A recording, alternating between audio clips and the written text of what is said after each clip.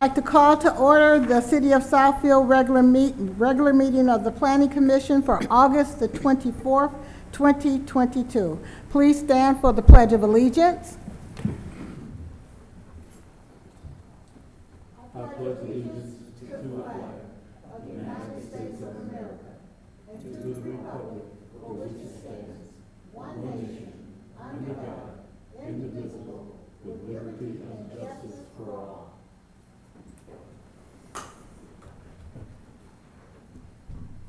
Mr. Spence, can I have a roll call, please? Yes, ma'am. Ms. Goodwin-Dye. Present. Ms. Bernuti. Present. Mr. Griffiths is excused this evening. Mr. Huntington. Present. Mr. Martin. Present. Dr. Stevens-Gunn. Present. Mr. Willis. Present. Madam Chair, you have a quorum to conduct business this evening. Thank you. I'm sure the commissioners have had an opportunity to review the agenda for this evening. Is there a motion to approve our agenda for this evening? I make that motion. Support.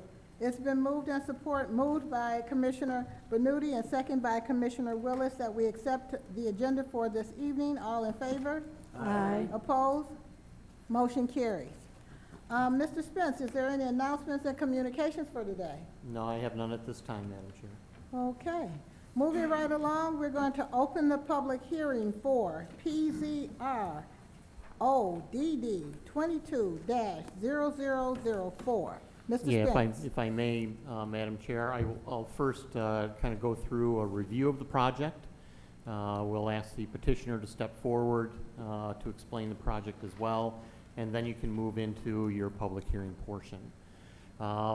This particular item, PZRODD 22-0004, this is a rezoning request with overlay development district amendment of Contour Development Group. The original ODD on this property was approved a couple of years ago, back in 2020. And there has been a lot of movement on this property, at least over the last year or so, with regard to some development. They are now looking to come in with an amendment to the existing overlay development district to allow for the construction of a 160,000 gross square foot Costco business center. That will be part of what is being termed Phase 2A, as well as changes to roadways and buildings that were part of the original overlay development district that are part of Phase 1G. This is the entirety of the property this is the Northland site, as well as a couple of additional properties that were acquired down at the southern portion of the property. The area in question is shown in yellow.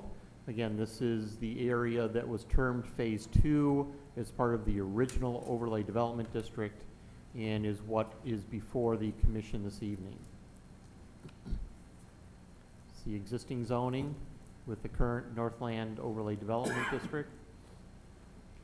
This was the original overlay development district per PZRODD 20-0001.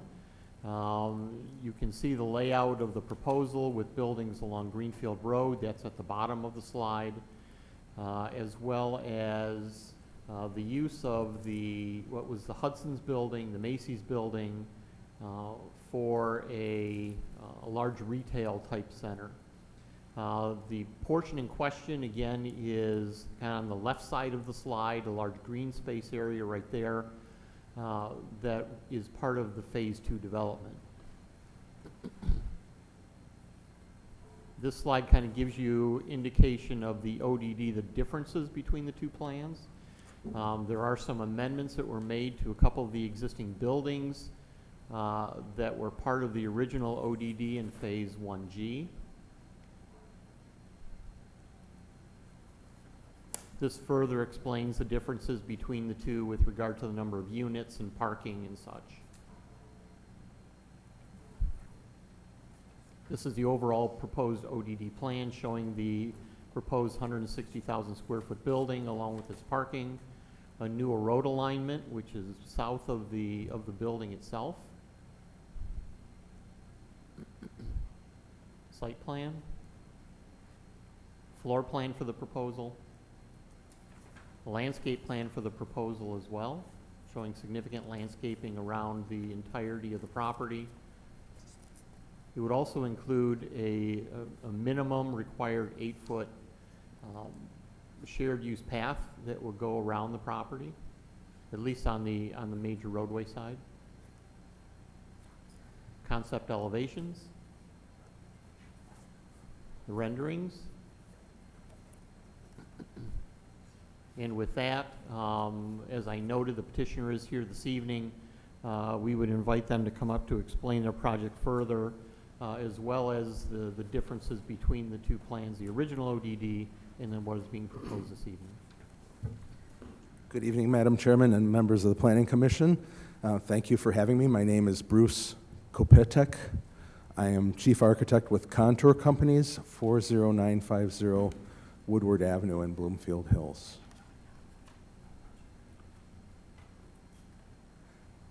I'm sure you remember me from the last time, and Jeff has gone through the project. When we talked, there were some questions which were answered, but Terry also had some issues that needed to be addressed as well. So I want to report that Terry and I did sit down and we developed a comprehensive list of those things. I've since presented all that to our team, and we have no objection whatsoever to any of the requirements on behalf of the city of Southfield that Terry's put together. And we're currently working on amending those drawings, but I did send a detailed letter to Terry with all those items explained in terms of how we'll handle them, which is exactly basically what he asked for. So that's just an update. If you have further questions about the project that you didn't have last time, I'd be happy to answer them for you. Yield the floor to Planner Crowe. Yeah, I'll concur that I met with Bruce, and the majority of the planning items can be resolved. That we hope that we have those revised drawings prior to council. But I do want to point out that the city engineer just issued 2 letters just prior to this meeting that there's work that still needs to be done on the traffic impact statement, as well as some engineering and road alignment issues. And these are critical issues that could impact the site plan. We're comfortable with moving forward tonight if the commission is, but they will have to be resolved prior to council approval. So I just wanted that on the record. Okay. And the letters were issued August 24th, 2022, and submitted to Mr. Greg Ezzo, E-Z-Z-O, from SM Engineers. Okay. Thank you. So I have not seen those letters, but I'm comfortable committing to Contour doing what is necessary according to the engineering department's requirements. Okay. Thank you. Is there any community input?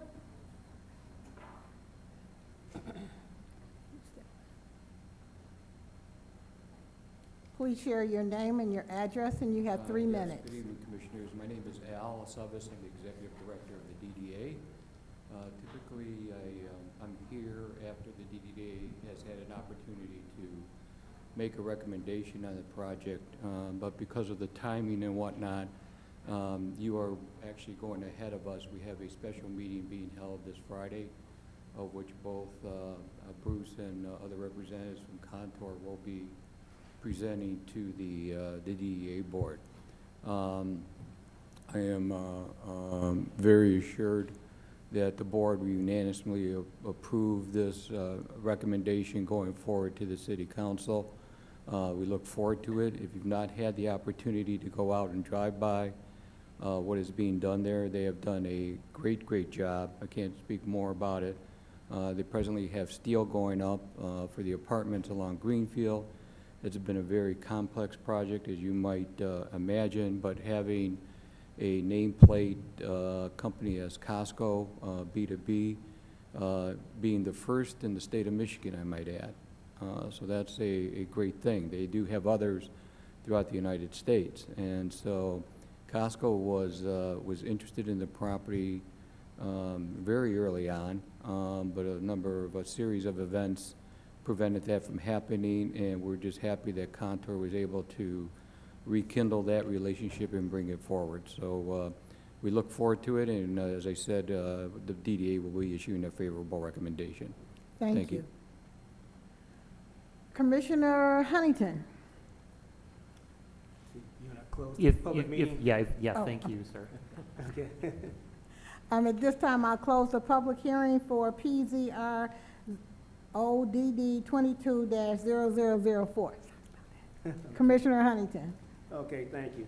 I think the plan looks really good. I know we spoke about this before, and just for the record, I think you purchasing the credit union and to help mitigate traffic flow, I think that was a great idea. It's really gonna help as far as traffic flow.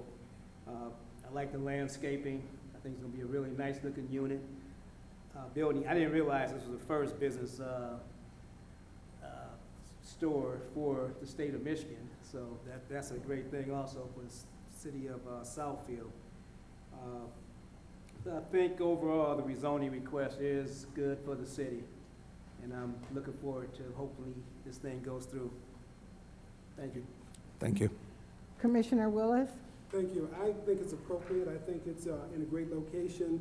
But I think I am concerned. There were a number of questions that were offered when we left, and I heard your comment that you're okay proceeding to, conclusions to that question. I just don't know what that's going to be. I'm just curious. And I need to say I'm a little bit short here because it was a list of questions. I didn't write them all down. And so I'm just curious what those resolutions were, and will we have an opportunity to take a look at them before we have, meeting before council. You're talking about the items that I discussed Yes. with Terry. Yeah, through the chair, many times the planning commission has deferred minor administrative. I'm sorry, I can't hear you. Many times the planning commission has deferred minor administrative approvals to staff. That we will make sure that those are corrected before this moves forward to council. There just was not the ability to get all the T's crossed and the I's dotted for tonight. So other than what I mentioned with regards to some engineering issues with road alignment and the traffic impact statement, which they have to satisfy with the city engineer, a number of the items that we talked about with regard to pedestrian access and others, they have responded to each of those and acknowledged that they will have those done. They just did not have time to get them on the plans for tonight.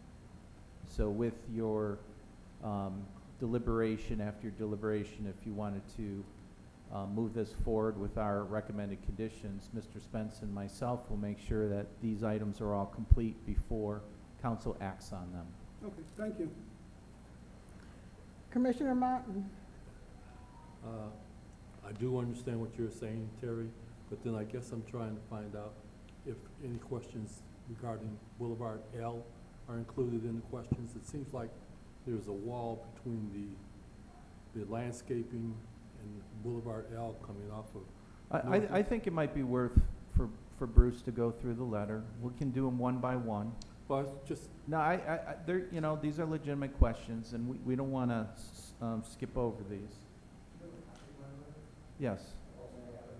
So we'll just have him go through the responses so that you're comfortable, and if there's any further questions, we can try to address them.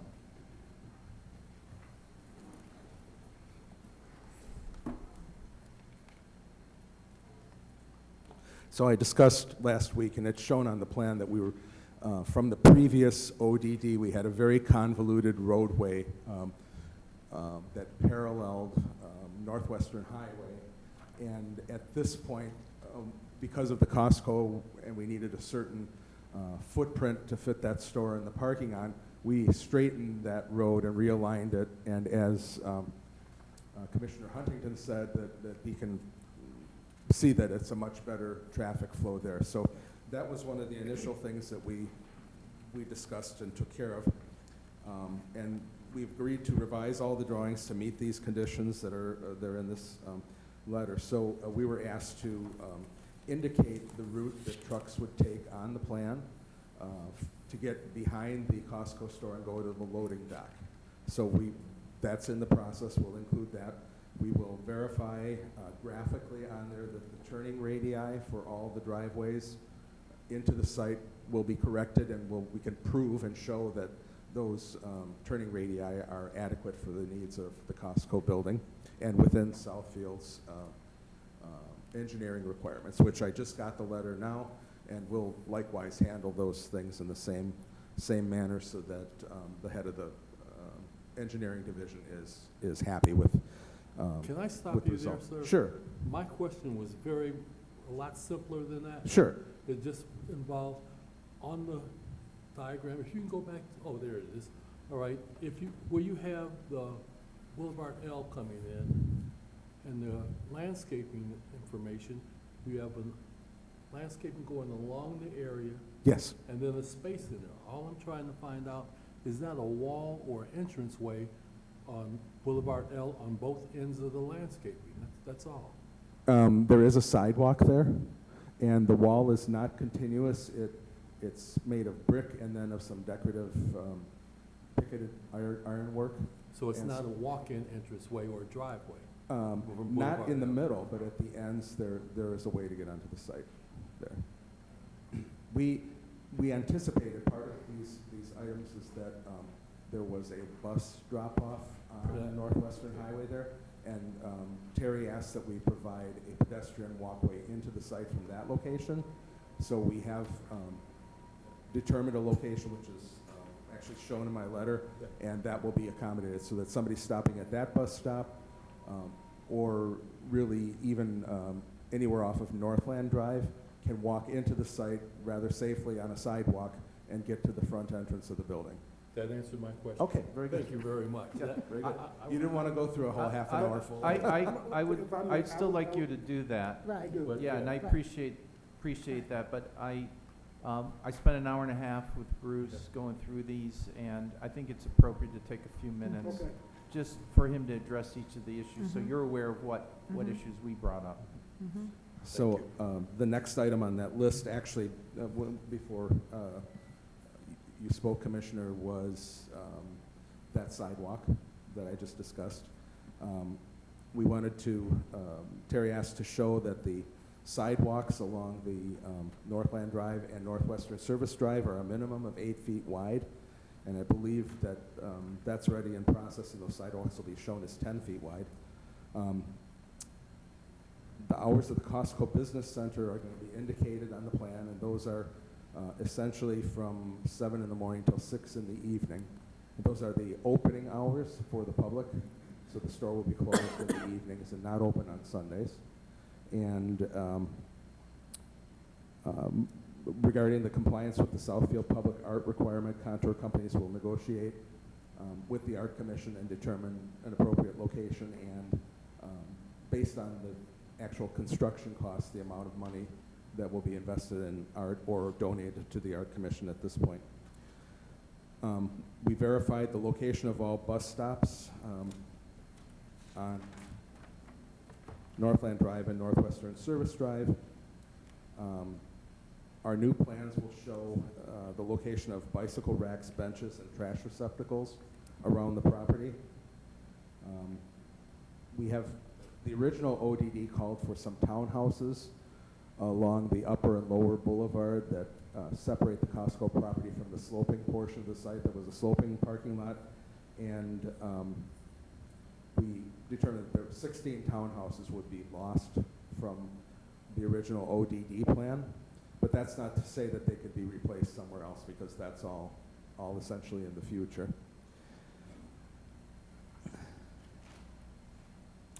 There was a concern about the truck route, which is essentially at the back of the Costco store and across the street from the rest of the Northland City Center project that we proposed.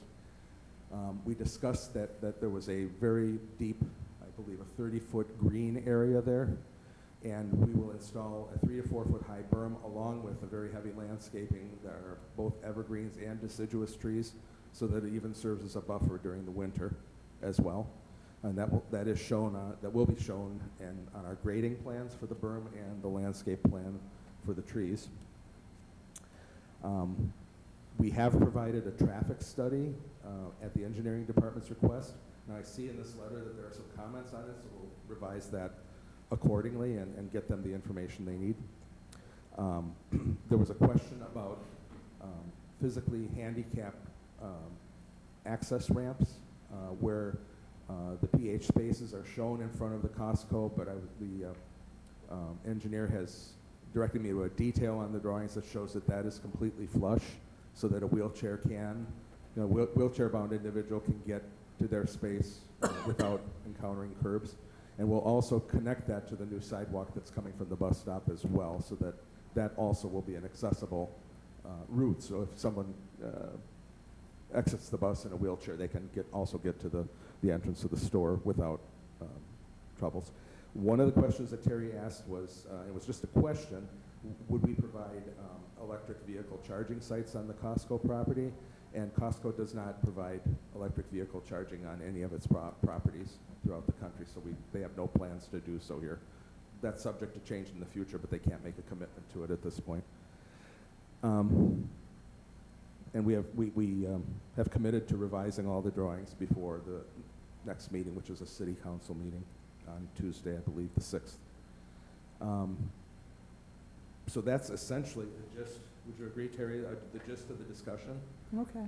And I can only reiterate that Contour is only too happy to see that these changes get made, so that the project really is a success. We don't want lack of handicapped access or nuisances, that could be hidden by a berm or something like that. So we're well in agreement with everything that was brought up.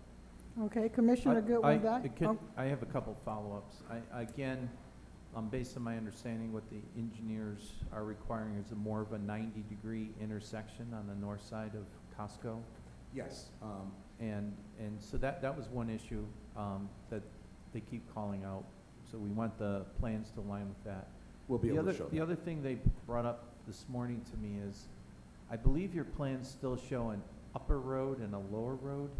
Yes, that's and they had some concerns about the width of that, so you might need to address that. Now, the lower road is probably more likely with a future phase that can be removed, but they did have some concerns about the upper level and the support structures that would be required to bring traffic to what was the former Hudson's, right? So I just want to mention that, again, as far as planning is concerned, there's no obstacles that can't be overcome, but the engineering approval could affect the road alignment, which may have some impact on the site plan. So again, both of those issues have to catch up with each other prior to the council approval. And as we mentioned, that there's some revisions needed in the traffic impact statement. Thank you. Commissioner Goodwin, I'm looking forward to it, as long as, you guys meet all the zoning requirements, and special, requirements needed for the ODD. Thank you. Commissioner Benuti. Thank you. This Costco will be a business center, correct? Yes. Can you tell me what percentage of this will be for the business and what will be for the general public? Well, technically it's called a business center, but as I understand it from our Costco representatives who couldn't be here tonight, anyone with a Costco membership can use the business center. Oh. So it's essentially 100% open to the public as long as you have a Costco membership. Now, if you have a special business membership, there might be further discounts on quantities and things like that wouldn't be available in a standard. The discount wouldn't be applicable in a standard right. Costco store. And the merchandise in this is essentially similar to a Costco, but there are a number of areas that it's not necessarily selling fresh fruits and vegetables and that sort of thing, because those don't fall under the business category. Although it is meant to supply restaurants and that sort of thing as well. So there will be a certain percentage of that that's germane to the operation of a restaurant. Thank you. And the other question was in reference to the hours of operation. You mentioned that it would be closed on Sunday. Is that closed to business and the public? Close to everyone. Okay, so, well, thank you. You're welcome. Looking forward to it. Thank you. Commissioner Huntington, No further questions. Thank you. Commissioner Willis. No further questions, but thank you for that review. I didn't have all of the notes, and that gives us a better picture of everything that went on. Commissioner welcome. Martin, Thank you very much. I think it's an excellent idea and a good use for the area. Thank you. You're very welcome. Commissioner Goodwin Dye, I'm good, thank you. Commissioner Benetti. Thank you for the additional information. Looking forward to it.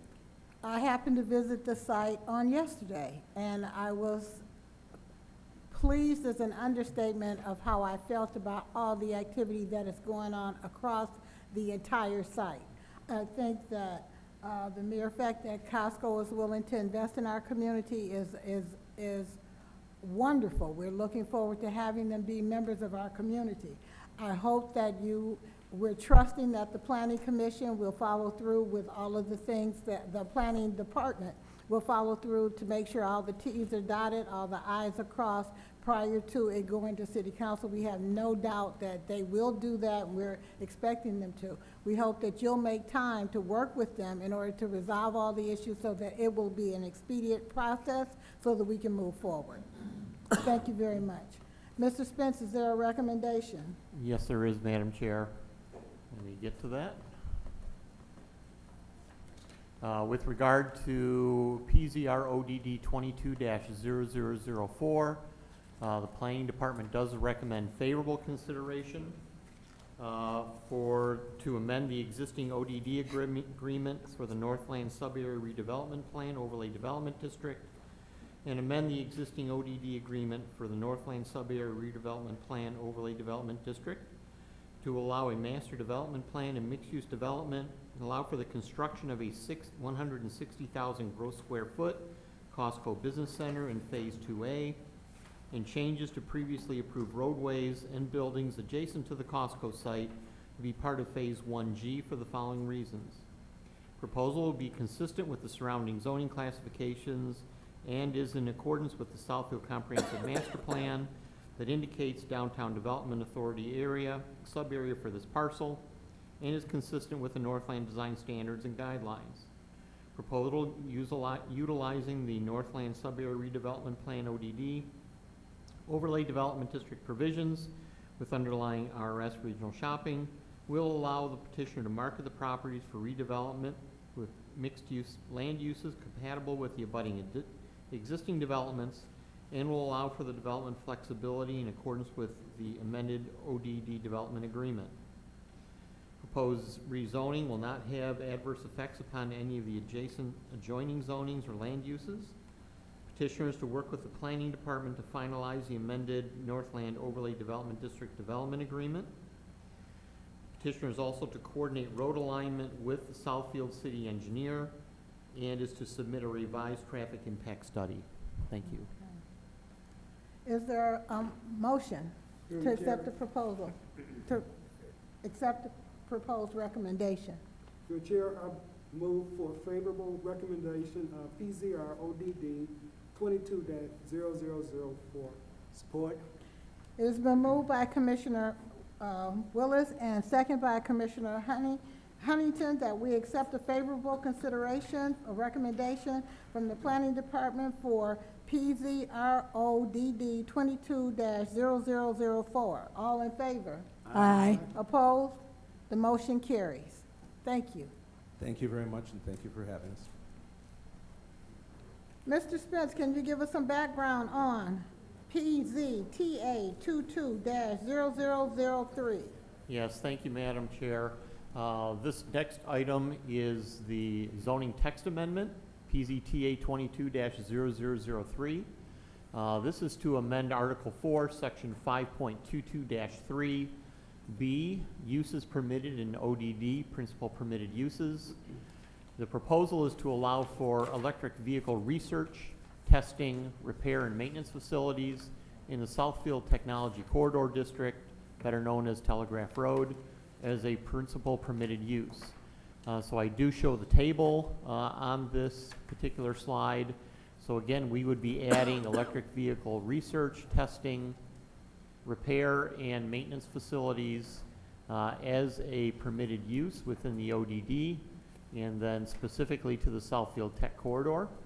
Also, we had to make a revision to under the prohibited uses, because under prohibited uses, it does state that automotive repair, services, sales, new and used vehicles were prohibited except in the Northland ODD. We wanted to make sure that with this change, if we're permitting it in the Southfield Tech Corridor, we also needed to note it in that particular section under the prohibited uses that we were going to allow it in the Southfield ODD as well.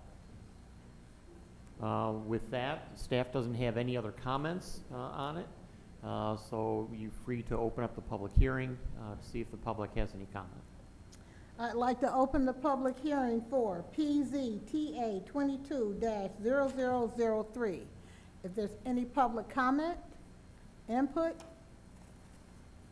any public comment, input,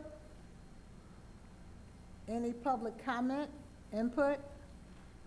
Giving none, I'm closing the public hearing for PZTA 22-0003. Commissioner Bernuti, do you have any feedback? No, I don't at this time, thank you. Okay, Commissioner Goodwin-Dye? Under the prohibited, the portion that's being in the red, can you explain that to me? Because it's not clear. Except in Northland ODD and except for electric vehicles, is that saying that it is not prohibited? Yeah, so in yeah, so Northland? it would not be prohibited in those two areas.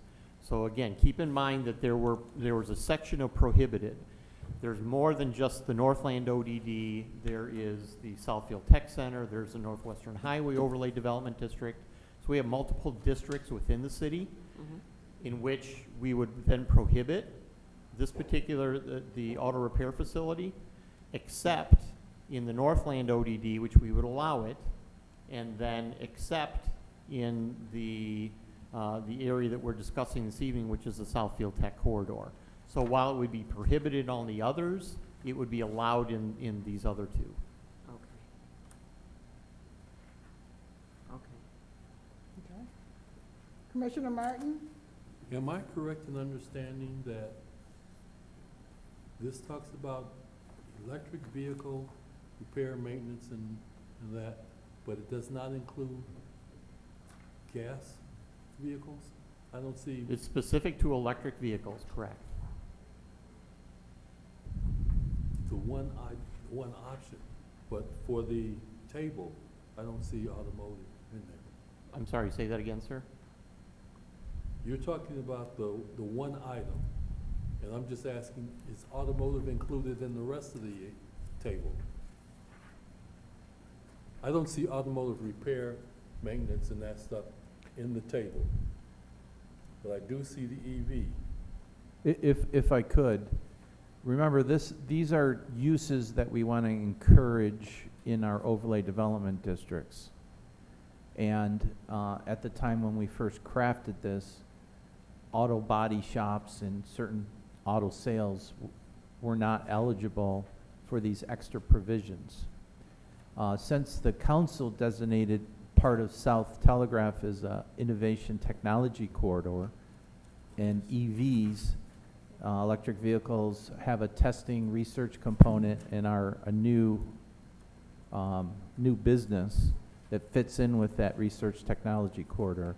We're only amending the ODD ordinance for that specific corridor to allow this specific use. So the other auto-related uses, if they're not listed as permitted, then they're prohibited from eligibility. I They guess may- then my question would be, where does the south part of that start?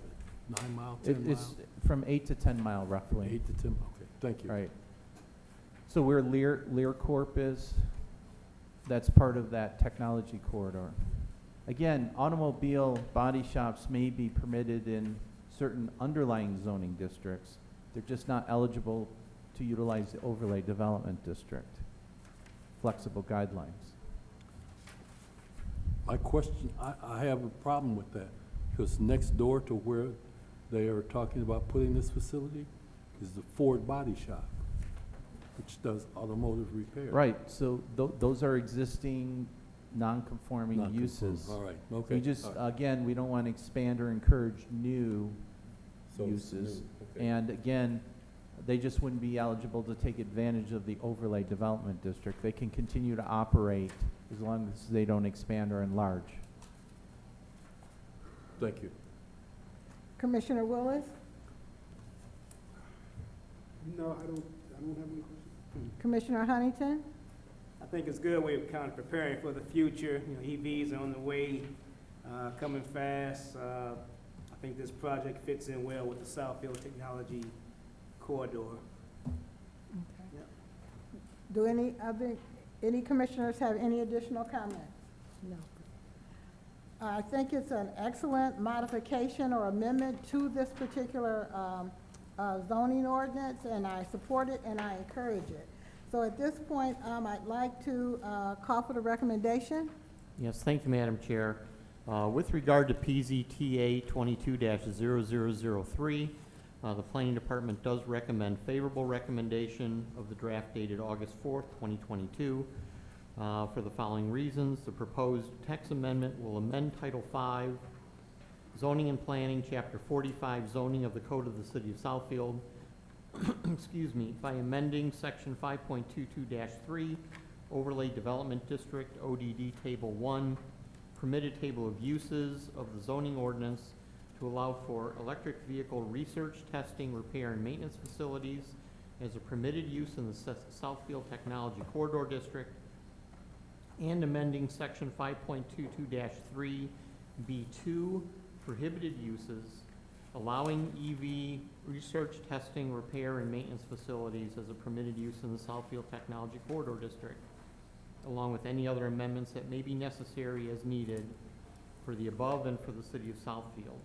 This text amendment specifically addresses allowing for electric vehicle research, testing, repair, and maintenance facilities in the Southfield Technology Corridor District as a permitted use. Thank you. Is there a motion regarding this recommendation? Through the chair, I'd like to make a motion for favorable consideration for PZTA 22-0003. Is there a second? I second that motion. It's been moved by Commissioner Huntington and second by Commissioner Benuti that we accept the favorable recommendation of PZTA 22-0003. All in favor? Aye. All opposed? The motion carries. And I'll close the public hearing on that item. Mr. Spence, can you give us some background on PZR ODD 22-0005? Yes, thank you, Madam Chair. So this particular item is another overlay development district. This would be a brand new ODD, PZR ODD 22-0005. The petitioner for this particular proposal is Tesla Incorporated, property located 21375 Telegraph Road, west side of Telegraph between West 8 Mile and Hazelhurst. The current zoning of the property is I-1 industrial, and as I noted, they're looking for an overlay development district with the underlying I-1 industrial. This is the property in itself. It was a former auto body shop for one of the local car dealerships. There is currently a use in that property right now in the building that does do some automotive repair. Existing zoning, as I noted, is I-1 industrial with Southfield Technology Corridor for land use. Existing condition of the building and the proposed plan is the existing building. They also showed two additions to the building. One would be on the west side, or what would be on the left portion of the image for a brand new building there. On the east side of the building, they would actually be constructing a brand new lobby lounge for their customers. So rendered site plan. Some of the details on the plan itself. Floor plan for the building.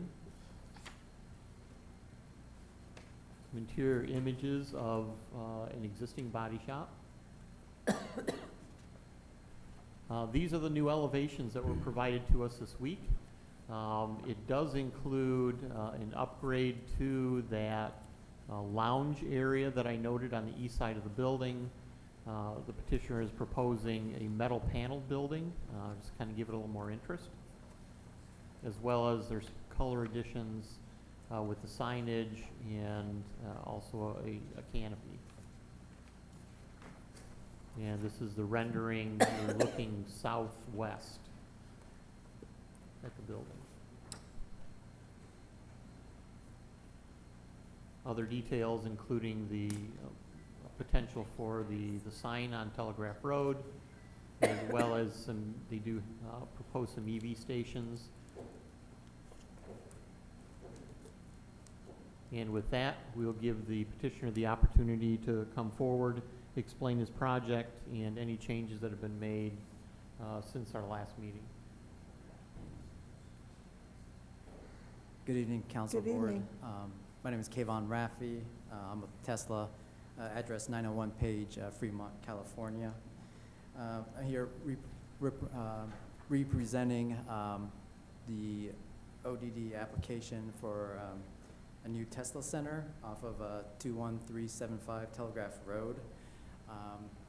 For this amendment, we're looking to approve the uses for electric vehicle testing, research, maintenance, service, and repair, which includes software, hardware, and also body. What you see here is updated renderings, as Jeff alluded to from our previous discussion. 34,000 square foot renovation includes upgraded material in the front lounge area. Previously, we were proposing to use a mix of brick and EFIS. We've removed that for an elevated material. We'll be using a metal composite on the exterior to clad that to give it a more elevated, modern, sleeker look. And then we've also we've kept the addition of EFIS and replacement to the metal panels directly behind that new bump out. So this elevation reflects those updated finishes or the upgraded finishes. And then If I could, you added screening of the rooftop yes, yeah. mechanical equipment from view from Telegraph. Correct, yeah, and we also added the screening of the rooftop units or rooftop exhaust that would be added, so that you wouldn't be able to, so customers or the public wouldn't be able to have view of those from Telegraph Road.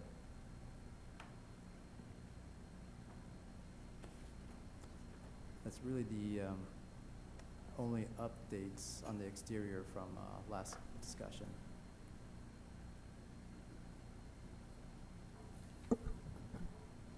If I may, through the chair, the petitioner did provide to us some answers to some questions that the Planning Commission had actually made in our previous meeting with regard to information on the paint that was used. It would be a water-based, low VOC material, possibility for public-facing chargers. And if I recall, I think it says public-facing, they're not planned for this location. And as it's noted in the response, it said, public-facing chargers are not planned for this location as it will have a negative impact on parking, traffic congestion, and operations.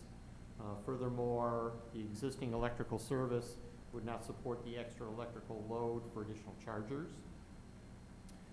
Question with regard to any new energy technology, windmill solar panels. It's noted that they will use LEDs, energy efficient appliances, and RTUs. They would also be providing bike racks to encourage reduction of carbon footprint. Question on environmental waste. Notes new chemicals and waste chemicals are segregated and stored in designated indoor storage areas. Designated areas are identified by signage. Waste materials are properly disposed of using providers per local, state, and federal regulations. and Tesla-approved waste service. How will battery replacement take place? Used or damaged batteries are removed, packaged, and shipped to the designated organization that properly handles and disposes of the materials. Additionally, that as part of the Tesla safety procedures, no batteries that have potential to have thermal, excuse me, have a thermal runaway issue are to be stored in the collision facility. How long do batteries last? 300,000 to 500,000 miles. And a question on use of higher materials such as metal panels. And as the petitioner has noted, he has made upgrades to the facade, including metal panels, for a more updated look, sleek look. Thank you. At this time, I'd like to open the public hearing for PZR PZR-ODD 22-0005. Is there any community input? Is there any community input? Any community input? Given none, I'm closing the public hearing for PZR-ODD 22-0005. Commissioner Bernuti. Thank you. First of all, I'd like to thank you for the additional information, because one of my questions was going to be what was asked before about the disposal of the batteries and whatever other. So thank you for answering my question. You also indicated that you would be hiring 110 employees. How do you plan to do the hiring? Will they come from this area, from Southfield, from Detroit area? How will you interview? I believe it would be opened up to the community, to the local community.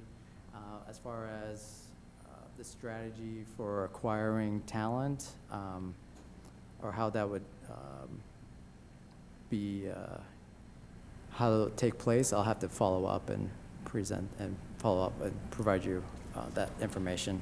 But I'm assuming it's going to be opened up to everybody or anybody who's interested and wanting to apply. What will be the qualifications to be hired? Qualifications, I can also pull that information All for you. right, thank you. So your That's all. question is qualifications and, how we're going to try to retain talent. Thank you. Sure. Commissioner Goodwin-Dye. I have no questions. Commissioner Martin. No questions. I think this is excellent. Okay, Commissioner Willis. Let me thank Commissioner Bernuti for asking the question I want to, but could you tell me when, assuming favorable approval, when do you expect to start? We would start as soon as we were able to get building permits. We would start construction. The goal is to open before the end of the year. That's the goal, but depending on how long it takes to get our permits, it may push into the early part of 2023. But yes, the intent is to open as quickly as possible to begin serving the community. Okay, thank you. Commissioner Huntington. I think this rezoning request makes a lot of sense. I think it's good for the city of Southfield. It fits into the master plan. Kind of disappointed in the green initiative. I was thinking a company with such high-tech vehicles and products would have a little bit more green initiative in their building itself. But overall, I think the changes that they made in the building, the exterior, is really good, because it was really kind of boring, dry looking before, but it looks much better now, and I am thankful that you did do something with the building outside. But overall, I think it would be a good project for the city of Southfield. Okay. Do any of the commissioners have any additional comments? No. I think that this is an excellent use for that existing facility. I have a couple of concerns. Let's go back to the public-facing charging centers. I understand, and I've read your response regarding the charging facilities, but it kind of contradicts what it is you're doing. You've got a lounge area for your customers, but I do recall you said that the cars are going to be there for 16 days, and then you have a car wash facility, I'm not really understanding how that all works. If I have a Tesla and I come to your facility, I know your facility is there, do I get an oil change? I mean, how does that, I'm not understanding. I can't charge my vehicle. Do I get a car wash? I'm not understanding the operational aspect Okay. of it. Can you help me out there? Yes, so the intent is for these cars, there's going to be appointment only. The customers, they'll make appointments when they have any type of damage, hardware, software that needs to be kind of fixed or remedied. They would make appointments. They would drop off their cars, either taking Uber to leave or having someone pick them up. So cars would be, so what's inside is not technically a car wash. It's more of like a wash bay where cars kind of just get washed down. Okay. Just dirt, debris, just so that we have a kind of good understanding of what's going on with the vehicle. So, and then the vehicles, we do have chargers, but they're in the kind of in the private area away from customer use. And those would be for vehicles that may be low on charge, that need to be charged up for us to diagnose and figure out what's wrong with them. The site itself is, so mainly it's going to be people coming by appointment, not just kind of just driving up and then staying in the facility. Most likely, customers won't stay in the lounge, but it's just more kind of like administrative area to greet with the receptionist, drop off your keys, things like that, for the car to be serviced. And then, and for the car to be serviced. And then once the car is ready, the customer will be alerted, they'll come back. So the site is very congested. It's very small amount of parking in the front. And then what typically happens is when there's public chargers, customers will come up, they'll park, they'll stay for a few hours, and that's because it leads to like operational issues, trying to get the customers who are trying to come in and have their cars worked on. It makes it a little bit more challenging on the team. So typically when we do public chargers, we like to have like amenities nearby, like options for food, some type of entertainment, because sometimes cars may be there for a few hours. And this site just kind of wouldn't lend itself to that. Thank you. I couldn't conceptualize the operational aspect of it, so thank you. If I could, through the chair. Yes. I mean, correct me if I'm wrong, but if someone had some damage to an existing Tesla, you said the closest repair facility is Chicago? Correct. Yep. And does the Tesla dealerships also provide the same type of service? No. So if you own a Tesla and you live in Southeast Michigan and you have repairs needed, you got to travel to Chicago or other points out of state. Correct. So this will be a one of a kind, the first of the kind in Michigan. Correct. Especially Southeast Michigan. And I don't believe you can just take a Tesla to any other body shop. Right. So they're sophisticated to deal specifically with the software, the EVs, and the body of a Tesla, whereas other general auto body repair shops may not be able to service these vehicles. So it's a unique facility, and with the all the technology and software, right? You have sophisticated diagnostics in this facility as well. Yep. Okay. Mr. Spence, is there a recommendation? I'm sorry, Mr. Willis. Interject, just one additional question. I'm not clear on this premise. It was suggested that you also did body work, so if a vehicle was in a collision, it would also take it to your shop? Yes. Okay, thanks. Commissioners, are there any other comments? Are you ready for the recommendation? Mr. Spence, may I have the recommendation, please? Yes, thank you, Madam Chair. With regard to PZR ODD 22-0005, the Planning Department does recommend favorable consideration to rezone the property to ODD Overlay Development District with underlying I-1 Industrial, and approve the site plan for the proposal, and create a master development plan and agreement to allow for the conversion of the existing site for electric vehicle research, testing, repair, and maintenance for the following reasons. Proposal will be consistent with the surrounding zoning classifications and is in accordance with the Southfield Comprehensive Master Plan that indicates Southfield Technology Corridor for this parcel. Proposal using the ODD, Overlay Development District provisions with underlying I-1 industrial, will allow for the petitioner to develop the property with land uses compatible with the abutting existing developments and will allow for the development flexibility in accordance with the ODD development agreement. Proposed rezoning will not have adverse effects upon any other adjoining zonings or land uses, and the petitioner is to work with the planning department and the city attorney to finalize the overlay development district development agreement. Thank you. Is there a motion? Through the chair, I'd like to make a favorable recommendation for PZR ODD 22-005. Support.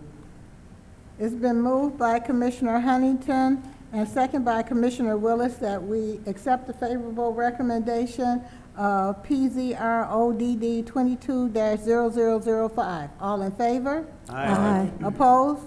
The motion carries. Thank you. Thank Public you. hearing is closed. Thank you.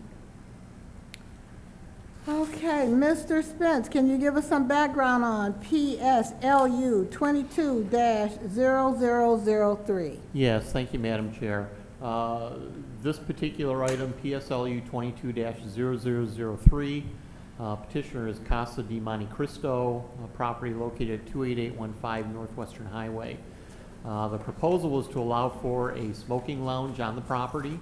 We received a letter yesterday that was forwarded to the Planning Commission by staff that the petitioner was requesting a postponement of this item to the September 28th, 2022 Planning Commission regular meeting. Petitioner and their representatives were unable to be at this meeting this evening. So again, they are requesting a postponement to a date certain, that being your September 28th, 2022 Planning Commission regular meeting, and planning staff does concur with that request. Do we need to? So you would need, to we would need a vote on motion and a second, Okay. again, to postpone to a date certain, that being your September 28th, 2022 regular meeting. Okay, To the chair, yes. motion to postpone to a date certain, February 28th, September. 2022? September. Yes. September 28th, 2022 for PSLU 22-0003. Is there a second? Support. It's been moved by Commissioner Martin and second by Commissioner Huntington that we accept the move of this proposal, special use request PSLU 22-003 to a date certain of September 28th, to our meeting, a date certain of September 28th, 2022. All in favor? Aye. Opposed? Motion carries. Yes, Madam Okay. Chair, so we don't have any site plans this evening. Looks like City Planner Crowe is currently disposed. So I don't know if you want to move to approval of your minutes and come back to that item. Nope, here you go. He's here.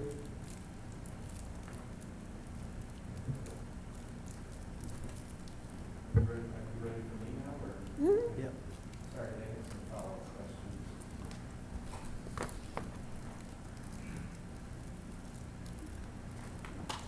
So good evening. I know you had a preview of this, but we've expanded a little bit. I know Mr. Willis wasn't here. And this is more importantly for the public who are viewing the broadcast tonight.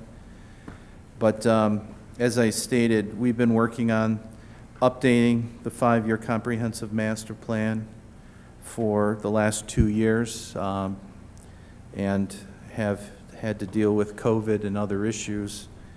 And in my, I guess we'll talk about the timeline first before I go into the specifics. But last week we had a work session. Tonight is a presentation to authorize submission of the draft plan to council so that we can get their authorization to release it for the required 63-day review period. And then the planning department will make comments and update the plan based on public comment. The draft plan will come back to the planning commission at your November meetings for further discussion and a public hearing. And then you'll make a recommendation to city council, which will be further discussed at their December 5th meeting, with the hope and intent that the council will approve the 5-year master plan update at their December 12th, 2022 meeting. So Jeff, that needs to be corrected. It says 2023. And then it'll be adopted for the next 5 years. So I've stated that in my 35-plus year professional history, I've found that the last 5 years have seen tremendous change in our lives, and especially the last 2 years dealing with COVID. And many trends that were existing pre-COVID, retail, housing, work, health and technology, and social issues have been accelerated with COVID pandemic. We've also been dealing with extreme weather events and a big shift in the workforce from working traditionally 9 to 5, Monday through Friday in an office, to hybrid work, working from home, or people just changing careers or taking a break, which all trickle down and have an effect on a community of our size that grows from 77,000 to 175,000, and we have many office complexes. If those employees aren't coming back and filling those offices, it has a trickle-down effect on the retailers and restaurants that are supporting those employees, which ultimately has an impact on our tax base. And then lately, we've been dealing with inflation. We've consulted many different sources throughout these past 18-plus months, especially the 2022 Trend Report for Planners prepared by the American Planning Association. And they've identified a number of time frame trends, including things that we need to do, act now, things that we need to prepare for, and other items that we need to learn and watch. And the 5 trend categories of emerging trends include societal, technological, environmental, economic, and political trends. As you know, the COVID-19 pandemic has accelerated many existing and emerging technology and economic trends, including automation of work, e-commerce, social inequities in the health sector, and political polarization. Since 2020, we've seen light shined on social inequities. There's new concepts and programs of equitable community funding, creation of new markets for inclusive design, amplifying the need for ethical artificial intelligence, elevating the issues of climate justice, and new requirements for inclusive data collection and data use. With regards to climate change, we're trying to be fluid and adjust to mitigation and adaptation of planning policies. As I stated, in 2021, Southfield alone had 5 Category 2 storms with severe flooding, and this is an example of one of the neighborhood subdivisions that got impacted by our floods. We're also trying to stay ahead of the curve with technological innovations such as mobility as a service providers and urban air mobility, which will be coming down the pike. We've talked a lot about the evolution of planning and staying informed and up to date, being fluid to adapt to emerging trends, and prioritizing top high priority trends such as climate emergency, housing, new transportation modes and services, digital inclusion, and the built environment related to impacts on public health. One of the assets that we do have being located in the Great Lakes region, and Buffalo is one of the first that embraced this, is that we can be a climate refuge. We have a significant amount of the world's clean water. We have less of the fires, floods, hurricanes, tornadoes, tsunamis, and wildfires that many of our neighbors in the rest of the United States are dealing with. With regard to climate innovation, decarbonization and electrification are going to be important issues. Having a connected, sustainable energy grid, utilizing wind, solar, thermal, and other technologies we're probably not even aware of. And trying to reduce our carbon footprint that has impact on global warming. There are things that we have been doing with regards to micro-mobility, building more pathways, providing bike share programs, and rethinking how we're using the public right-of-way. Digitalization of everything, including digital inclusion, hybrid community engagement that we instituted during the COVID-19 pandemic. But we also have to be concerned about digital vulnerability with ransomware and cyber attacks in both our personal and business lives. With regard to economic restructuring, we're moving to everything as a service. Gig work and poly workers have multiple clients. They use digital communication with customers through social media such as Instagram to sell and market their products. Health and equity in nature. Our average life expectancy has reduced for the first time in our history as a nation. In 2014, it was 78.9 years, and in 2020 was 77.3, and it's gone down even further with the pandemic.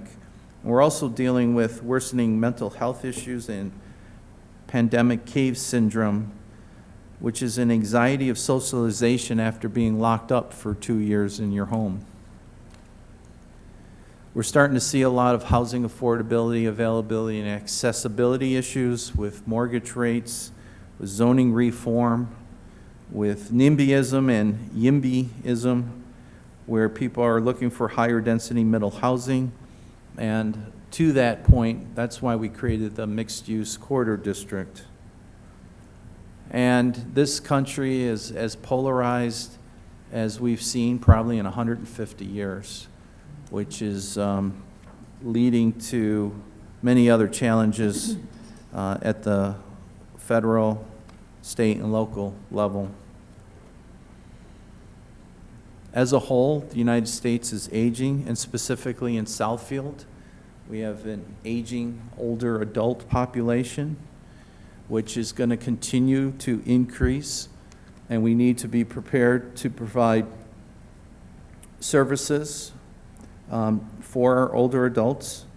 One of the positives, I believe, in our diversity is that we'll have more racial and ethnic diversity.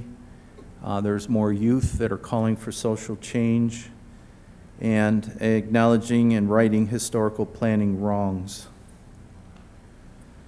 Trends we need to prepare for are artificial intelligence and ethics, air mobility, data collection, use, and protection, and private sector community investment, such as company towns, big tech-funded housing, digital dividends, and increased funding from foundations. Signals that we need to learn about and watch are 3D printing. We're starting to see 3D printing in homes, in infrastructure, in automobiles. We're dealing with the great resignation and dislocation of workers, and the metaverse, which is really changing the way people look at real estate, conventions, and interaction with others. As I stated, according to the last census, we have approximately 78,000 individuals, up 8.2% from the population in 2010.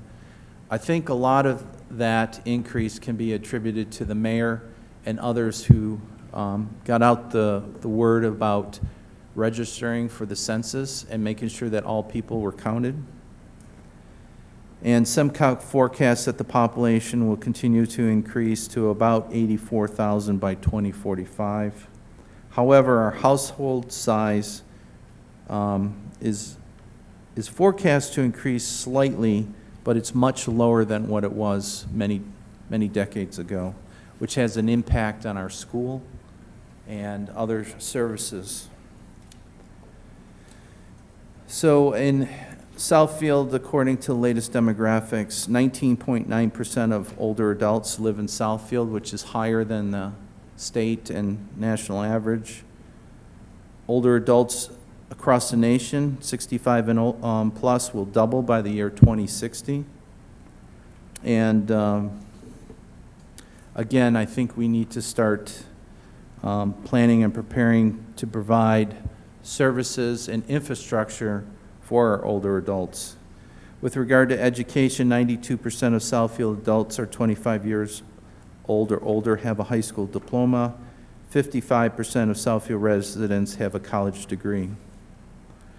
With regard to public engagement, we sought out comments from many key stakeholders, boards, commissions, homeowners, and then the general public through social media. One of the top comments from our City Center Advisory Board is to capture business community after 5 p.m. and weekends. Planning Commission's had several workshops, but going back to January of 2021, some of the important elements were getting greater input from the public, utilizing green space for green infrastructure, pursuit of green initiatives, use of public transit, electric buses and vehicles, and importance of public art and placemaking were high vote getters. Then we held a 6-week public online engagement surveys. We had 965 responses, 68 comments, and 68 participants per topic, with 581 unique total participants. The platform garnered 2,300 views. Most participants indicated a postal code of 48076. The highest percentage of respondents were in the ages of 36 and above, and over 64% identified themselves as female. But what was similar in the top ideas and comment themes were the same from 5+ years ago. Walkability and connectivity through the city was one of the top 3 vote getters. Street and road repair, maintenance, and placemaking were all important comments from the public. Recurring comments was the appreciation of the Southfield Public Library, green education, Northland Shopping Center's history, and Beechwoods Recreation Center. Southfield City Center also did an additional survey in November 21. We had over 1,000 respondents and 265 comments from 87 participants.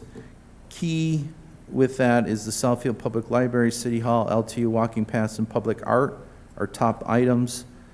They would, participants would like to see more restaurants, retail, entertainment options in the district, more after-work functions.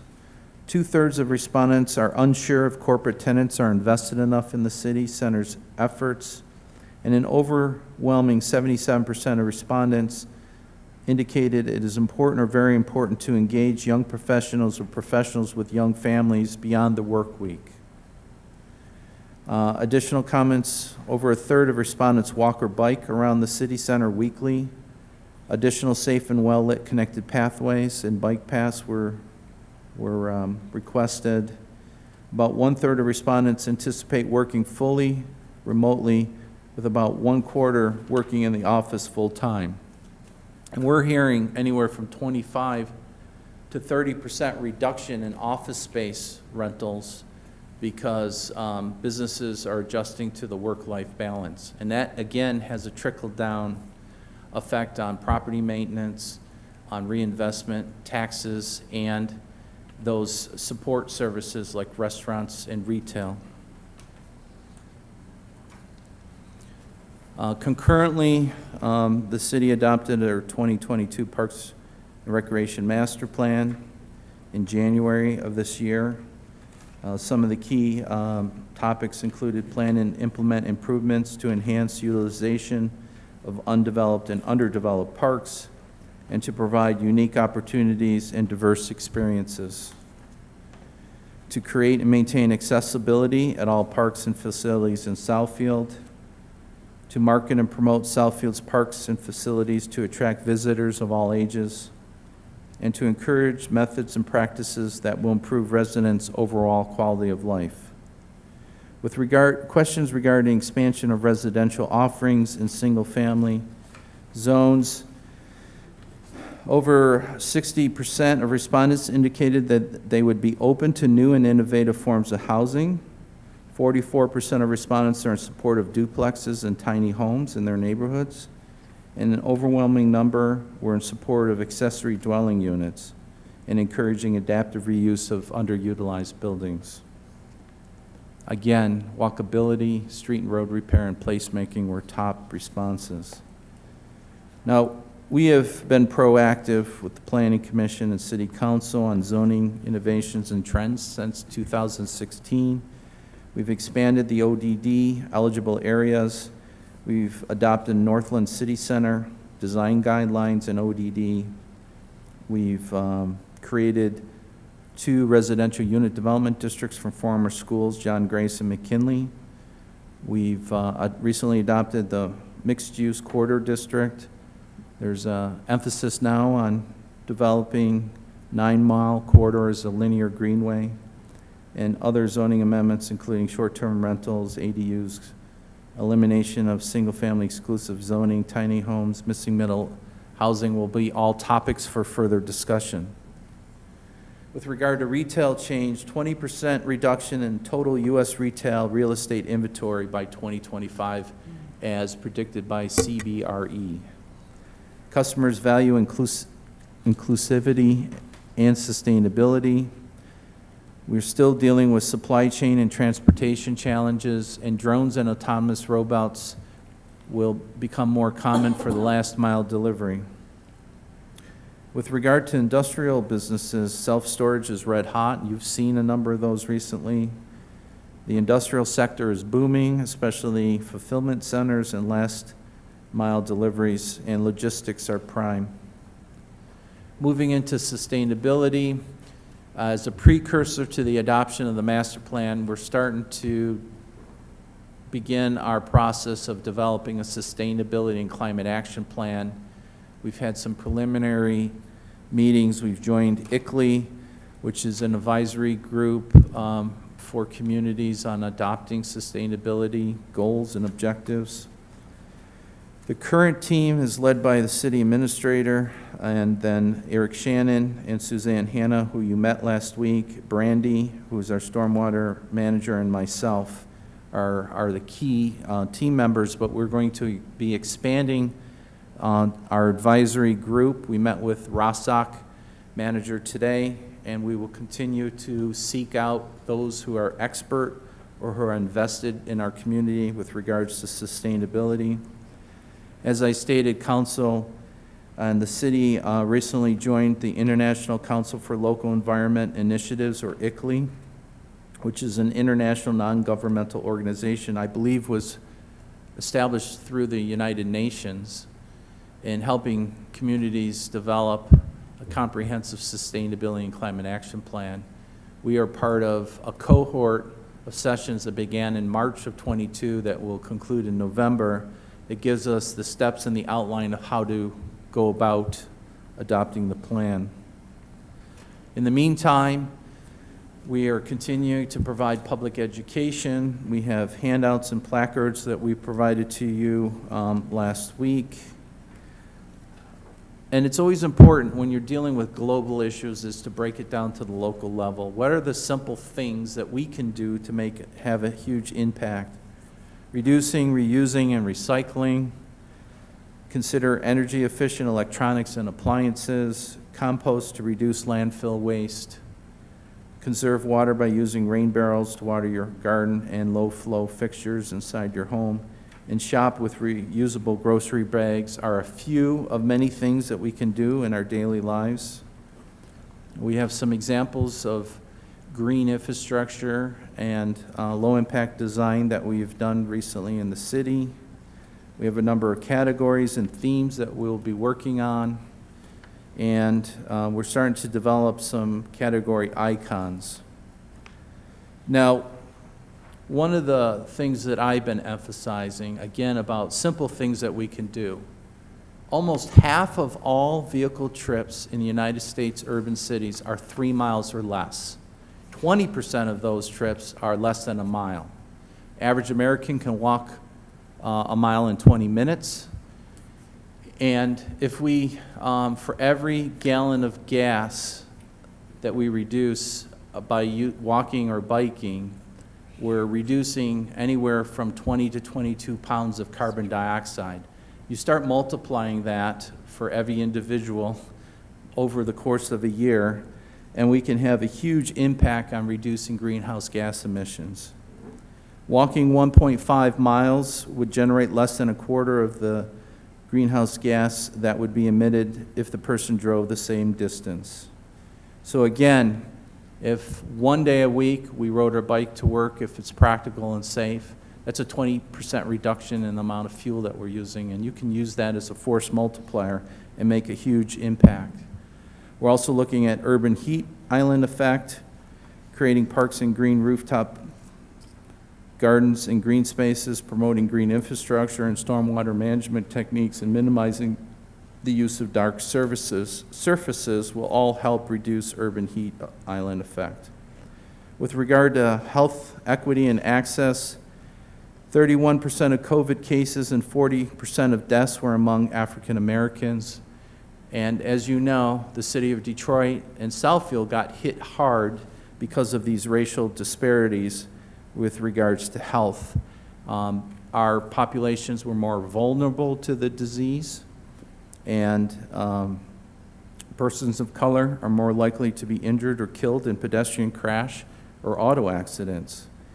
So there are a lot of things that are that we are doing and could do are not just nice, but they're vital for the health, safety, and welfare of our community. Also, as we have an aging older population, we know that older adults are greater risk of falls, diabetes, cancer, depression, cognitive disorders, and other issues.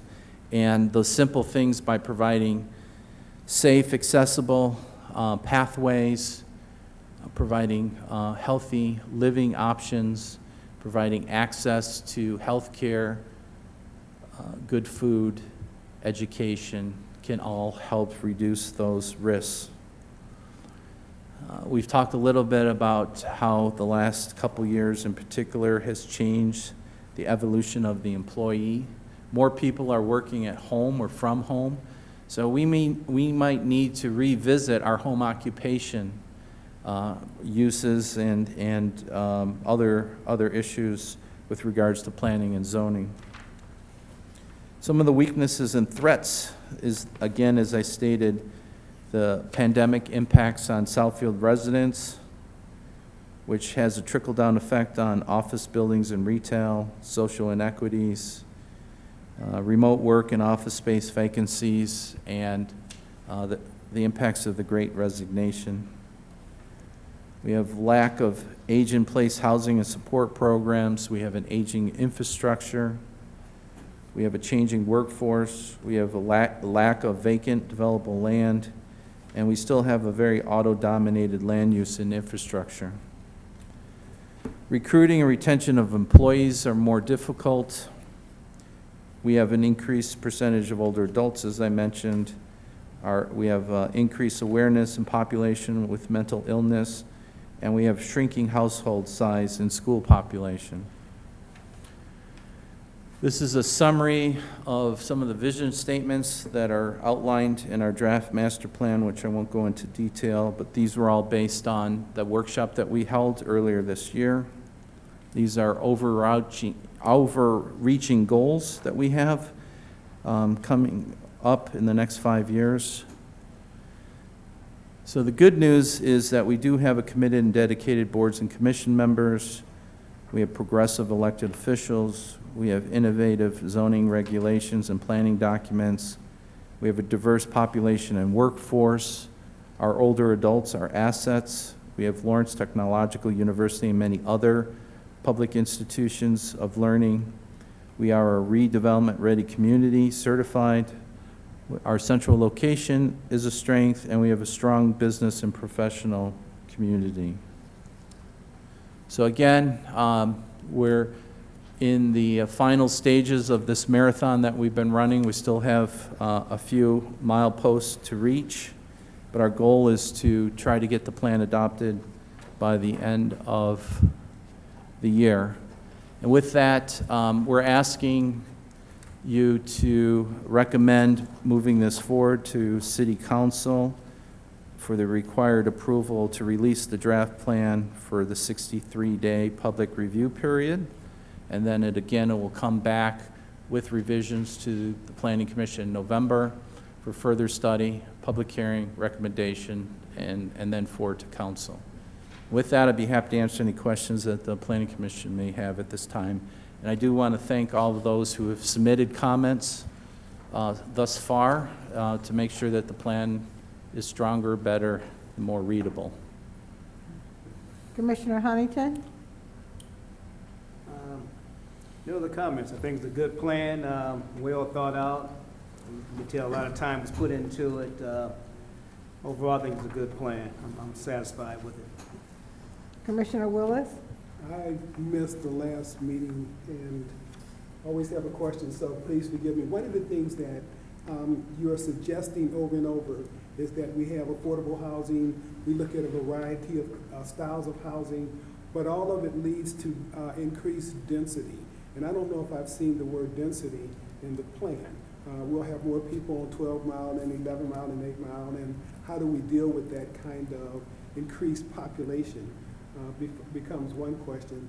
And the other is, because we have zoned in a way that kind of accommodates cars, in my neighborhood, we have a shopping center at 11 Mile and Lobster. Then we have one at 12 Mile and Telegraph, and I live in the middle of it. So it's about a mile walk either way. So when we start looking at non-car transportation, do you have an idea of how do you do zoning so that I can walk out of my house and buy a gallon of milk, you know, without having to do a 2-mile walk? And so those were the thoughts that I had. So one comment that we found is lacking in Southfield, but across the nation, is what's called the middle missing housing. Those are 4 to 12 units. And we know in particular the quarters that we've identified on 9, 10, and 12 Mile on the eastern part of the city, we have many underutilized office buildings that are bordering higher density single-family neighborhoods, especially with our Orthodox Jewish community continuing to grow and having large household sizes.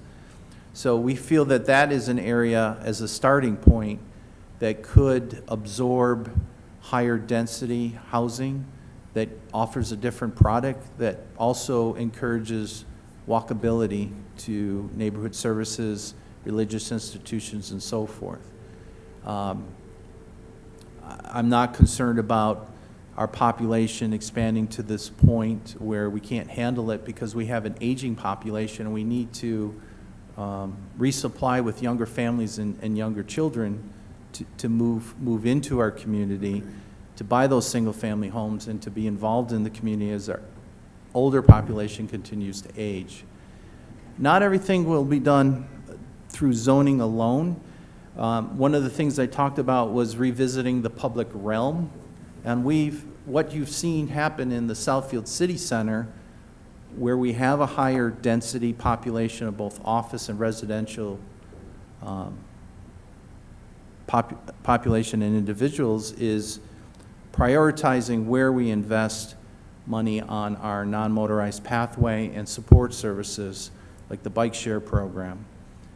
We have adopted through zoning the requirement to have pedestrian connections from the main walk to the main entrance of buildings, to require bike racks, to require connectivity to our public transit. And we're working on areas that we can have the greatest impact first, but ultimately, I'd love to see the entire city have a pedestrian network so that you can walk out safely from your house to the major roads and to the local neighborhood services that are typically within a half a mile to a mile. So you're not getting in your car to go pick up a gallon of milk at the 7-Eleven or whatever, that you feel comfortable walking or biking to that facility.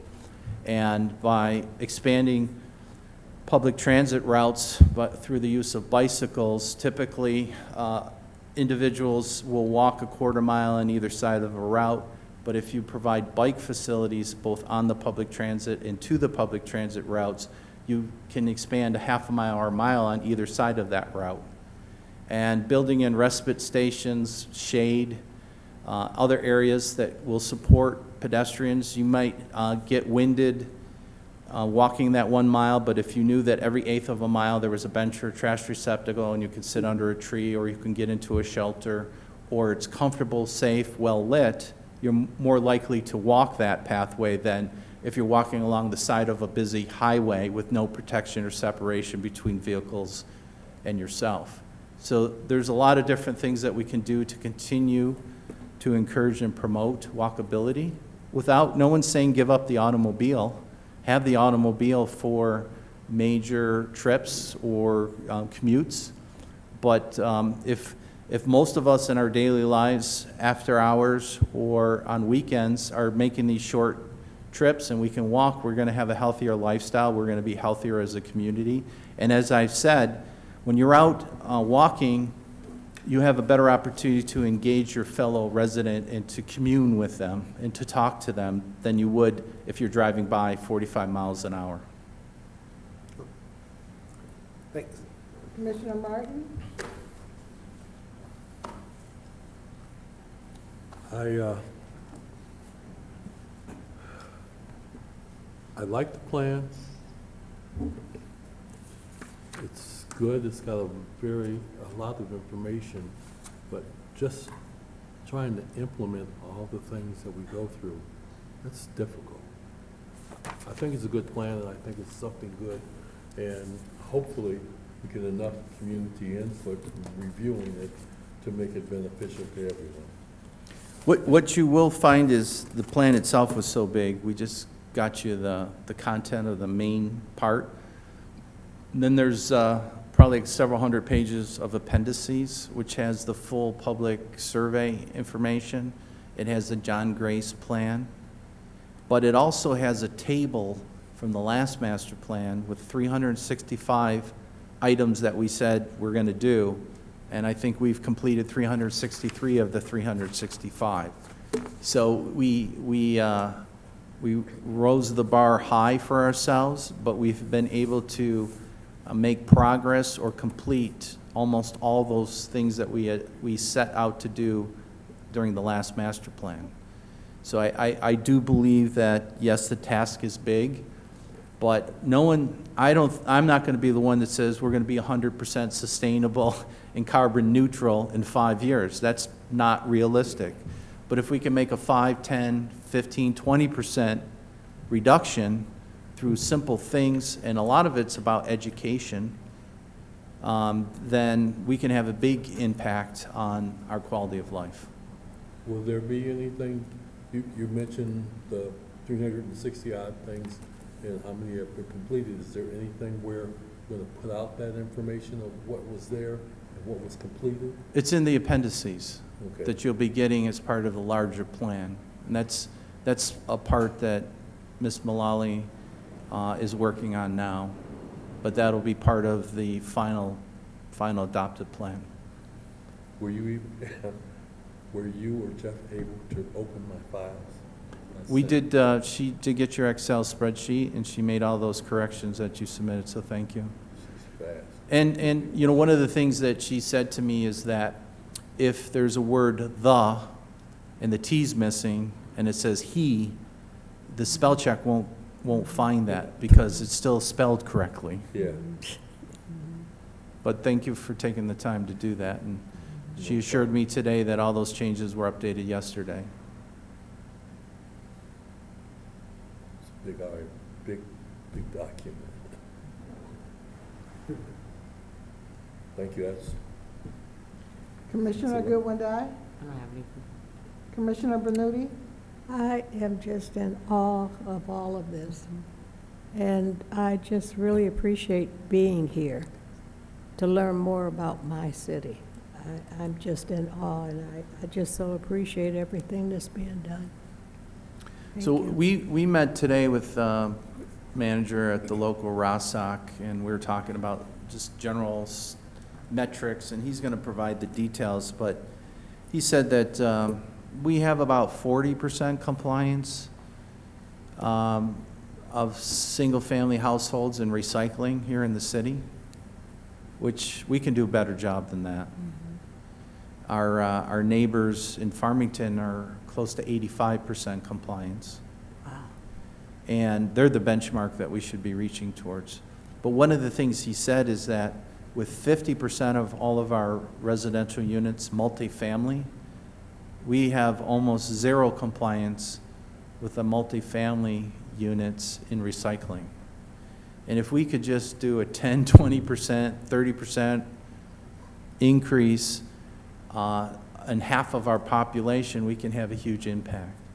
Another area is composting. If we could compost our food waste instead of putting them into landfills, that reduces methane gas emissions, as well as helps to fertilize our soils for our vegetable gardens and other things. And he was very passionate in going off on a lot of things that we could do better. He also mentioned that if we had 100% compliance with the rollout recyclable bins, where we don't have total, we have less than 0.5% a percentage of single-family homeowners that have those rollout bins. They have the carry-out ones, and once they get filled, people tend to throw away stuff. So there are some simple things that we can do to increase our recycling and reuse policies here that will have a major impact on overall sustainability. So those are things that we will be focusing on with our sustainability plan and education after we get the master plan adopted. Commissioners, are there any other questions, comments? Commissioner Goodwin-Dye? To that point of recycling, I'm in a condo association, so we pay for our trash removal. And I didn't get to finish reading the whole plan, but would we include something to encourage or assist condo associations with the recycling? Because we have no recycling in our condo association. Yeah, so one of the things he said, and this is where zoning might help, is we require dumpsters to be screened, and we require dumpsters to be provided, but we're silent on recyclable bins and the location of those, or elimination of parking spaces and the screening. And ultimately, multifamily and condo associations are paying for trash removal. But if everybody participates in recycling, recycling will make up 50% or greater of overall trash, which will reduce the cost of trash removal and be more sustainable. And he gave me a statistic. Every ton of trash that we put in a landfill creates one job. Every ton of recyclables that are recycled creates 10 jobs. So there's many benefits to recycling. And at first, there might be a slight increase in cost on the initial investment of recyclability at multiple family versus trash pickup, but over time, the equilibrium will balance its way out. And that's one area that I think we're going to start looking at, making some amendments in our multifamily district to require recycling bins, and to just similar to if someone provides a bike rack for 4 bicycles, we equate it to 1 off-street parking. Maybe we give a credit for recycling dumpsters to reduce the overall parking needs for the development, so it's no extra cost, and there's no penalty for taking away a parking space or 2. So those are some simple things that we can do moving forward. Commissioners, are there any other questions or comments? I'm going to ask one. Commissioner Willis? Looking at the time too. In a number of communities that I bike ride in, there are little islands in the middle of the street where you can go through and then wait for traffic to clear on the. I've seen one in Southfield, 11 Mile and Pierce, I think. Are there plans for those? Is that part of? So we have a couple. I was involved in the Safe Routes to School, which helped fund those mid-block crossing pedestrian safe-ways. Okay. But we only have a couple. We have a couple of the Hawk Signal intermittent pedestrian crossings. And we were just meeting today with our GIS specialist and trying to get our rating for being more bikeable or bike-friendly with a national organization that looks at those metrics. And especially along bike routes, if you have to cross a major intersection, you provide those safe crossings, you get better points. If you have to cross a major intersection on a bike route and you have to stop at a traffic light and it's unprotected, you lose points. So all of these things, I've been talking to our city attorney and mentioned it to council about enacting local ordinances to protect pedestrians in crosswalks. Now the state has a law that says if you're a pedestrian in a crosswalk at a signalized crossing and someone hits you, they're liable. But on unsignalized crosswalks, the pedestrian is liable for accidents. And if we want to encourage people to cross at crosswalks, we need to protect them both legally and physically from vehicles. So there's lots of things that we can continue to do. I'm also looking at regulating non-motorized and motorized vehicles on the same pathway. There's different speed limits. Electric bikes are becoming more prominent, electric scooters. But what is the limit for the speed of electric bikes and scooters versus the safety of pedestrians? And again, since we have an aging older adult population who may not be able to get out of the way of a speeding bike, those are things that we have to start looking at more closely. Commissioners, are there any other additional comments? Just along the same line, we need to do more on emphasizing the bike paths and the rights in the right of way for the bikers, and also the proper handling of traffic. When you see a biker in a bike lane, it doesn't mean you can ride the white line along the bike lane. You've got to give them room. Right. But we need to do more information on that. Thank you. Commissioners, are there any additional comments, questions, concerns? Planner Crode, I have just one comment, and all of what you've talked about was sustainability, which you talked about walkability, you talked about the recycling programs. I would encourage the department and even in the plan to talk about educating our public. I think the education component is lacking. I think the education component will be a big factor in changing all of the metrics that exist right now. When you talk about the recycling, many families don't know about recycling or don't know how to recycle. They see the bins out on the street, but there has been very little education as it relates to what goes in the bin. There is no recurring information about it. When the red bins came out, everybody wanted a red bin, but now you don't see, or there's no real way to figure out I got a new neighbor coming probably sometime soon because there was a new property sold on my block. Well, where's that person going to learn about the red bin or the orange bin or the blue bin? So the education component is going to be very critical in moving us forward with with all these plans that you've talked about. So please just keep that in the back of your mind and be thinking about how we can continuously update the public and educate the public on all the things you're talking about. I totally agree, and I had that very same conversation with Rossock today. that they have done things in the past, but we have to continually educate. People change, people move, people pass.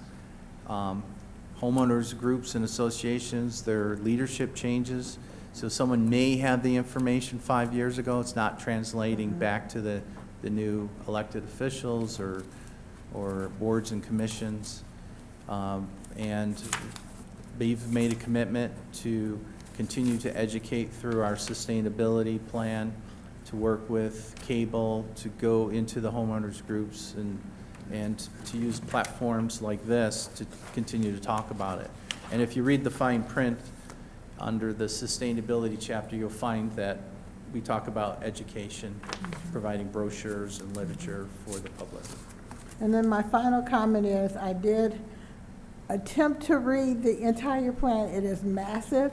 However, it is exceptionally well written. So thank you so very much for that. Is there a recommendation, Mr. Spence? Yes, Madam Chair. The recommended resolution is on the sheet. Basically resolved, the Planning Commission does hereby authorize the Planning Department on behalf of the Planning Commission Secretary to release a draft of the 2023 through 2028 Sustainable Southfield Master Plan for the required 63-day public review period and the requirements of the Michigan Planning Enabling Act 33 of 2008 is amended, conditional upon authorization by the City Council on September 6, 2022.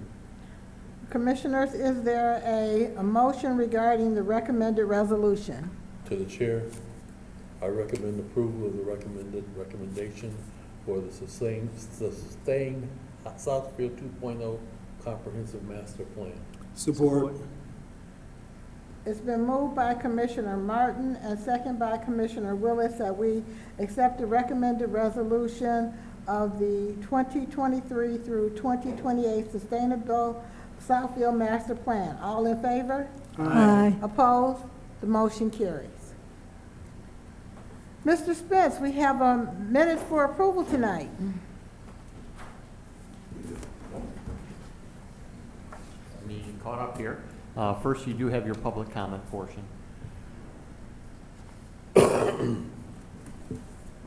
Madam Chair? Oh, I think we need approval. Yeah, you need to open up it's your public comment portion. okay, we need to I'm approve. looking at item F, G, and H, and G is approval of the minutes, so we got to Okay, change here. we can do that. Yeah. We'll take a motion.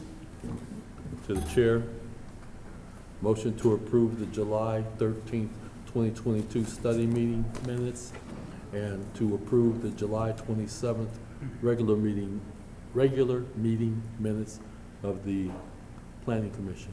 Okay. Is there a second? Support.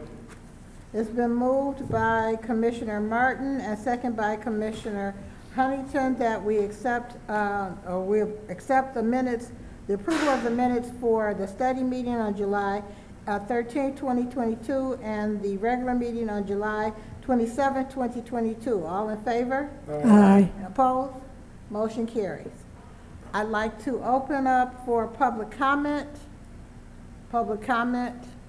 Public comment, giving no public. Yeah, I'm sorry. Commissioner Barton, I'm sorry. That's all right. I was looking there and not there. For the public comment, I just want to say, if I understand correctly, someone from the Planning Commission is attending the Southfield School Board meetings where they're talking about selling the land, some of the school board properties that they have. Is that correct? I'm sorry, say that again. Am I correct in saying that someone from the Planning Department is attending the Southfield School Board meetings where they're reviewing and discussing the selling of the school properties? Yes, if I may, through the chair, I was actually personally at that meeting a number of weeks back. I have not heard where there is another school board meeting for any further discussion. Yesterday. Then we were not aware of it, made known. That is my point. One of the problems we have is the school board is not notifying us, the planning commission, or the planning department of their meetings, and they're not doing a good job at notifying the residents in those communities where the schools are closed or closing, that they're having the meetings on. And they're going behind the back of the residents to sell the property without letting the residents know what's going on for the sale of the property. Yeah, if I may, through the chair, the meeting that I was at a few weeks back, that was brought up that was brought up as well, that the people were not being, informed of when these meetings were. They stated at the meeting, that they would let the public know when the next meeting would happen. And, I don't know how they did that, whether it was just something on their website. But I can tell you that, I was not aware of the school board meeting yesterday. I'm not sure if our administration was made aware. That's how I found out about it the first time. Was administration had asked if someone from planning could be at the meeting. But I did not see anything from administration recently. That was my first contact. But yeah, so we were not made aware of the meeting.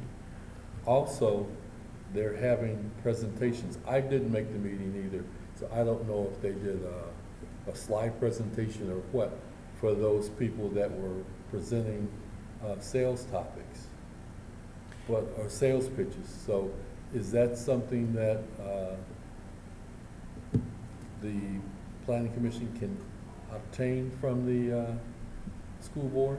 The meeting that I was at, actually each petitioner, each person who put in a bid or made put in a proposal for each one of those sites brought their own flash drives. The school board themselves did not make a presentation like planning does here for you. They did. Okay. Each one of the individuals brought their own thumb drive and made their own presentation.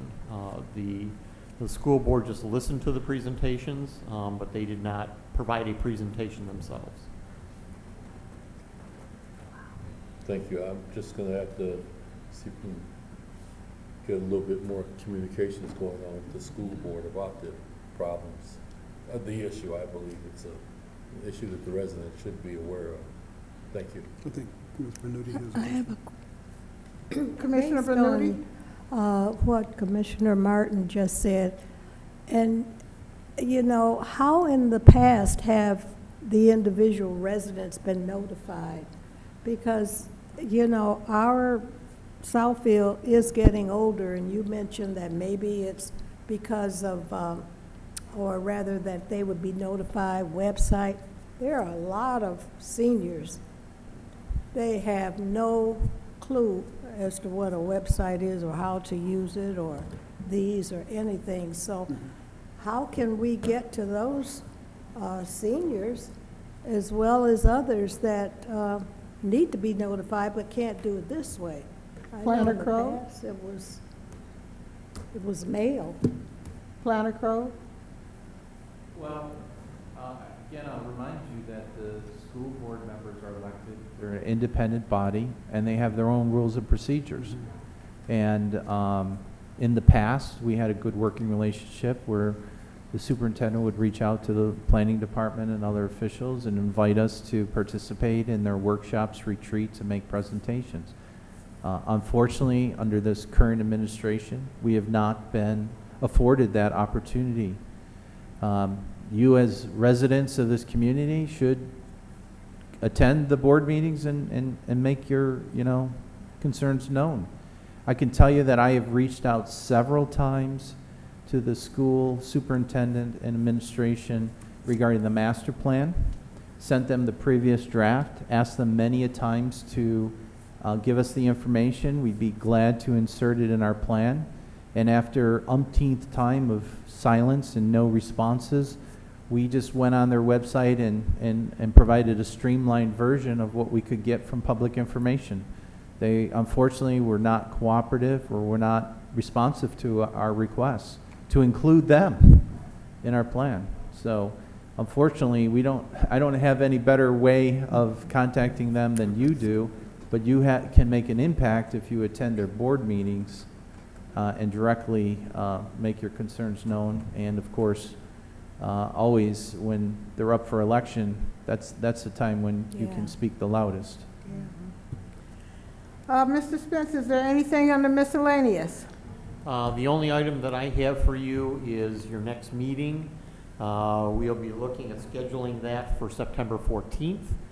So again, you have the next couple of weeks off. Your next study meeting, again, will be September 14th. Thank you. If there's nothing for the good of the order, I adjourn the meeting at 8:27. I think it's 8:28.